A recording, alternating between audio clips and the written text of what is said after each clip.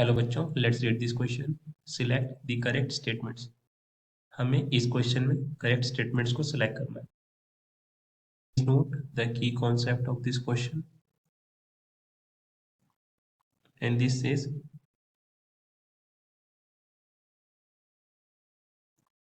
The definition of physical absorption, that is physical absorption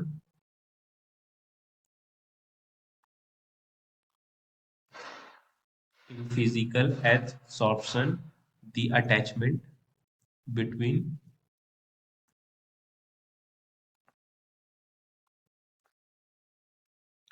adsorbate and adsorbent takes place through van der Waal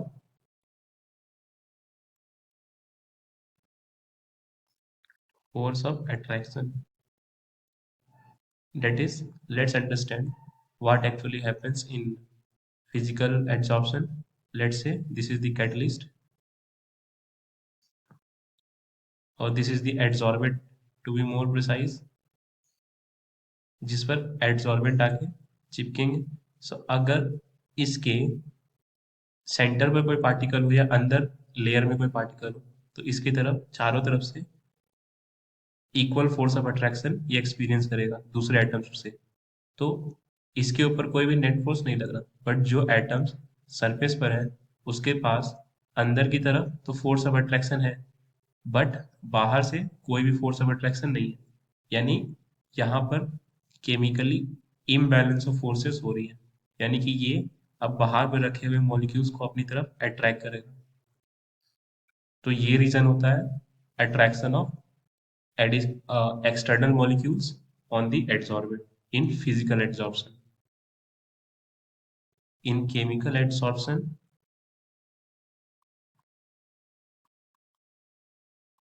the attachment takes place. The attachment between adsorbent and adsorbent takes place through chemical bond. Through chemical bond, या ज्यादा precisely बोले तो covalent bond. सो इसमें क्या होता है कि adsorbent के सरफेस पर एड्सॉर्बेट और इसके बीच में एक केमिकल बॉन्ड हो जाता है, that is overlapping of orbital से एक बॉन्ड फॉर्म हो जाता है। तो ये बॉन्ड फॉर्मेशन के लिए एक्टिवेशन एनर्जी की जरूरत पड़ती है, यानी केमिकल एड्सॉर्प्शन में activation energy is needed. But यहाँ तो कोई बॉन्ड फॉर्म ही नहीं हो रहा, यहाँ तो बस अट्रैक्शन है, यानी किसी भी तरह का एक्टिवेशन एनर्जी की नीड इसमें नहीं है। Activation energy not needed.